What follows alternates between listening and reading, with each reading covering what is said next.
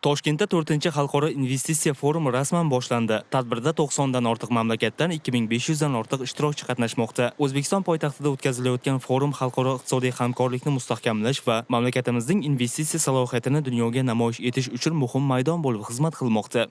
Prezident Shavkat Mirziyoyev tashabbusi bilan 2022-yilda yo'lga qo'yilgan ushbu forum mintaqadagi eng yirik iqtisodiy tadbirlardan biriga aylandi. Forumda O'zbekistonda amalga oshirilayotgan islohotlar natijalari taqdim etildi. To'g'ridan-to'g'ri xorijiy investitsiyalarni jalb qilish, energetika, infratuzilma, qishloq xo'jaligi va texnologiyalar kabi yo'nalishlarda hamkorlikni kengaytirish maqsad qilingan. Bugungi forumda tadbirkorlarga juda katta imkoniyatlar yaratilgan. Muhtaram prezidentimiz tomonidan bu oxirgi 5-6 yil ichiga tashkil qilingan forumlar juda ko'p effektini bergan.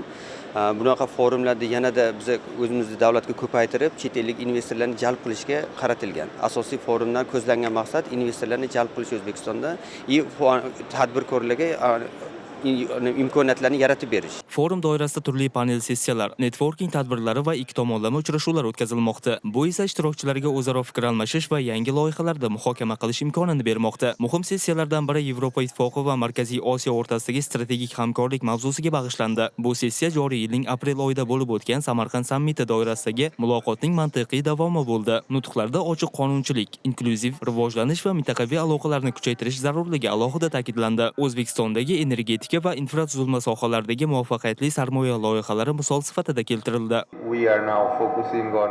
Biz hozir transport aloqalariga e'tibor qaratmoqdamiz. Transport vazirligi bilan imzolangan anglashuv memorandumini amaliy loyiha shakliga o'tkazishni boshlaymiz. Bu loyihalar Qoraqalpog'iston va Samarqand yaqinidagi hududlarda amalga oshiriladi. Bu orqali harakat sekinlashgan yoki tiqilib qolgan yo'llarda vaziyatni yaxshilashga qadam qo'yamiz.